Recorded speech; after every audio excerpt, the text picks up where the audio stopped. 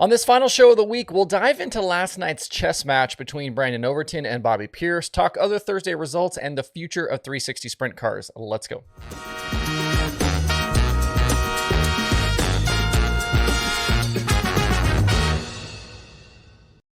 It's Friday, February 17th. I'm Justin Fiedler. This is Dirt Tracker Daily. An aspect of racing of any kind that I feel like doesn't get talked about enough is the constant game of high-speed chess that is happening at all times. This is the stuff about racing that I absolutely love. Decisions are being made all the time by these drivers, and they're incredibly conscious of what those decisions are.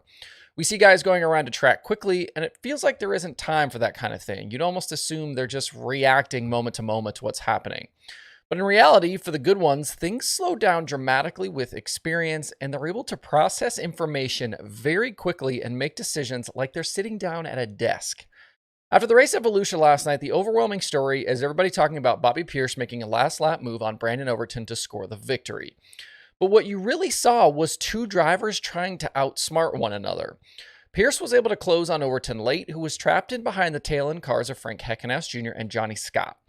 Pierce showed Overton the high side one time in 3 and 4, and it opened up the doubt for the driver of the 76.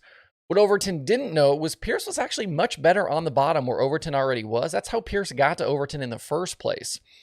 But that one little move just up on the high side got Overton off the bottom in the closing stages to try and defend, and it ended up being his undoing.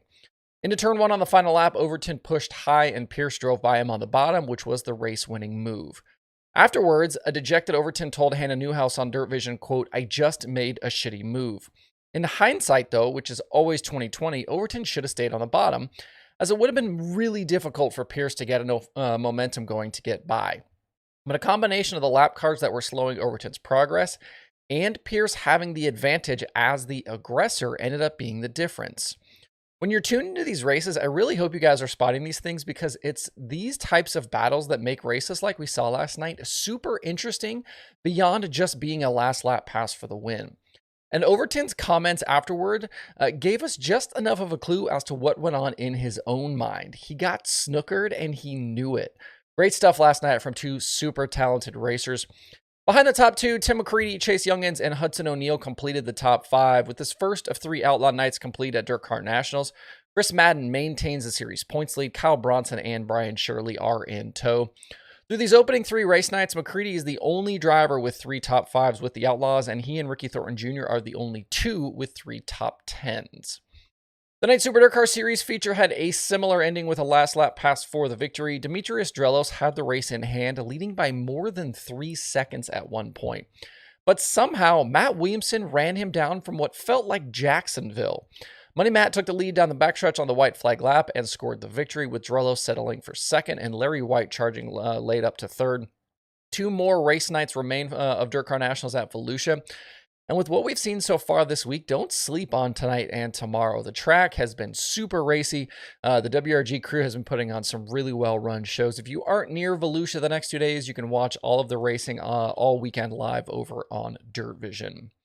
At Bubba Raceway Park last night for the USAC Sprint Car Opener, we had a fantastic battle late for the win between Brady Bacon and Emerson Axum through lap traffic, just like I talked about, young guys versus experienced guys here. Bacon ended up coming out on top for the win and passing Jack Hewitt for 3rd all-time in-series wins with the USAC National Sprint Cars. The race was almost over before it had really even gotten started, though, for the Macho Man. On lap 2, while battling with Thomas Meserol, we saw a rare Bacon mistake. He ended up losing the rear of the car in turn 4 and kind of going for a half spin. And he collected Jake Swanson and Jaden Rogers in the aftermath, but contact between all of them actually allowed Bacon to keep rolling, and he didn't end up having to restart from the rear. It was super fortunate and kept him in the game for the win. Post-race, Brady almost looked a little sheepish over the whole thing, like he knew he got away with one. Axum and CJ Leary were also on the podium, while Robert Ballou rebounded from a tough opening to the night to go 22nd to 10th and earned hard charger. 2 more race nights remain at Bubba for USAC, and I'd keep an eye on Axum. I think with the speed he's shown kind of out of the gate here through these first 3 nights, the 2 at Volusia and now at Bubba, he could easily get a win before Florida is over. If you're a wing sprint car fan, a full weekend of 360 action kicked off last night at East Bay. Cole Macedo ended up going the distance for the win, topping Mark Smith and Davey Franick. Aaron Reitzel started up front with Macedo, but had a bit of a pinball night. He climbed the rear tire of Tim Schaefer at one point, and then ended up with tangling with Smith and ending up kind of in the outside wall down the backstretch. As expected, quite a few guys who ran with the All-Stars earlier in the week were there. They stuck around, and the field was actually even bigger than that. It looked like they had something like 52 cars on the property. They'll do it all over again tonight and Saturday on the clay by the bay, so plenty of 360 action here to come. Since we're talking about 360 sprint cars here, I did want to briefly talk about that division today. There seems to be growing chatter here and there about the future for 360 racing, and it's something to pay attention to in the coming years. I think, and I could be wrong, I guess, but 360 racing is supposed to be both a stepping stone to 410s and a cheaper option for those that want to compete at a higher level of sprint car racing. The problem, though, is the rising costs of everything, including those engines, has meant that 360 racing is basically the same cost as the 410 stuff. You've heard this from some guys recently that a 360 is almost the same price as a 410, and everything else is the same. Wings, chassis, shocks, tires, all of it is the same stuff. And the kicker is the prize money is a lot lower for the 360 competitors, so you're spending around the same to make quite a bit less. What's interesting, though, is it hasn't really equated to more teams saying, screw it, we're going 410 racing instead. The division seems to still be pretty healthy, especially in places like California. Obviously, a number of weekly tracks out there run 360s. You've got the 360 Challenge Tour. There's a lot of stuff happening out in California. Knoxville has a nice 360 show weekly, and the ASCS draws really solid fields on a regular basis.